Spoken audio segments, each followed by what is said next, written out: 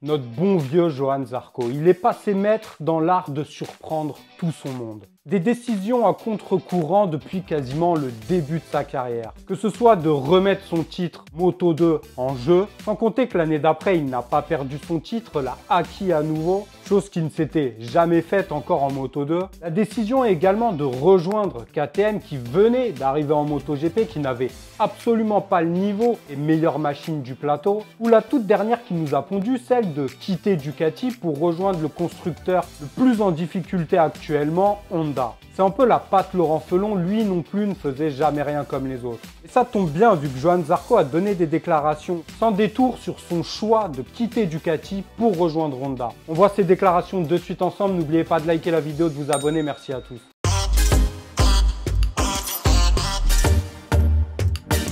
On le sait, Johann Zarco n'a jamais rien fait comme les autres et c'est aussi pour ça qu'il est particulier, c'est aussi pour ça qu'il est tant aimé, qu'il est si populaire, que ce soit en France mais également dans d'autres pays, il faut le savoir. Il est loin d'être stéréotypé comme la majeure partie des autres pilotes, s'intéresse à beaucoup de choses et prend des décisions souvent à contre-courant. Qui s'imaginait qu'il quitterait Ducati en possédant tout simplement la meilleure moto de la grille, la même que Francesco Bagnaia. Quand on voit les contours du contrat proposé par Ducati et celui proposé par Honda, effectivement on peut comprendre sa réflexion. Mais quand même une année supplémentaire chez Ducati, peut-être que ça en vaut 3 sur une Honda qui ne fonctionne absolument pas. D'ailleurs on a vu dans ma précédente vidéo que Yamaha fournissait un gros travail, commençait à réellement améliorer la machine, alors que Honda, de son côté, c'est très lent et ça n'évolue pas beaucoup. Les pilotes sont usés et Johann Zarco, lui, s'était préparé pour ce challenge. Il savait très clairement là où il mettait les pieds. Et il nous donne les raisons de son choix, on voit ça de suite ensemble.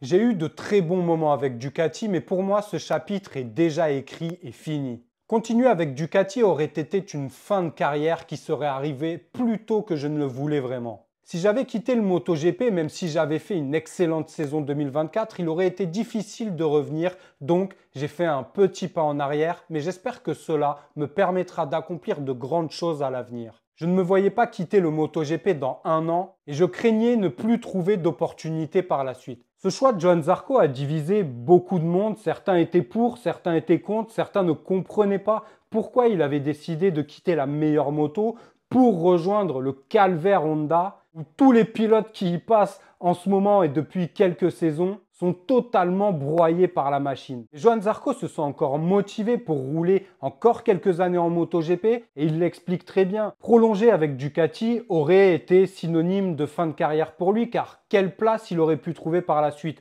Peut-être que Honda se serait encore positionné, peut-être pas. Il n'a pas voulu prendre le risque, a préféré prendre 3 années chez Honda plutôt que de se retrouver dans une situation problématique dans une saison. Et surtout, il reste fidèle à ses convictions. Et la personnalité de Johann Zarco fait partie des personnalités les plus appréciées par les Français. En tous les cas, donnez-moi votre avis. Johann Zarco aurait-il dû prolonger avec Ducati même si c'était pour une seule saison?